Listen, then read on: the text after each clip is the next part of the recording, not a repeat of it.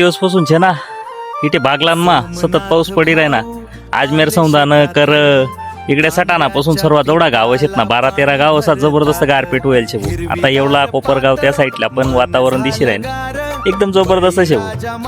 आता जे होतं ना हातनं ते बी गे शेतकरी ना आज शेतकरी नेमकं काय करा ना कारण वर इंद्र आणि खाल देवेंद्र दोन्ही शेतकरी ना मागे लागे जायला शेतकरी कारण या बोलीचं सांग कुठेतरी शेती मारली बुवा व्यवस्थित भाव बस असे काहीतरी करा ते बी नाही कर राहणार आता 3-4 दिवसपासून जर वातावरणचे काहीतरी त्या ढगसवर फवारा बिवारा मारीस त्या गारा बिरा या ढग कथा तरी पांगाडता येतात ना असे तर काहीतरी करा यार शेतकरी करता आता तर फार वाईट होई जायचे शेतकरीकडे जे हात नव्हतं ना 3-3 टाइम उळ्या टाकात त्या उळ्या मरी गयात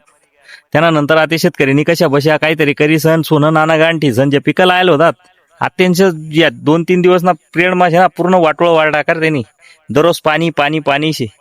काहीतरी अशा ठोस निर्णय घ्या शेतकरीसाठी आणि काहीतरी करा तुम्ही कारण शेतकरी नाही इतकं वाईट जीवन छे ना भाऊ खरंच नाही कोणा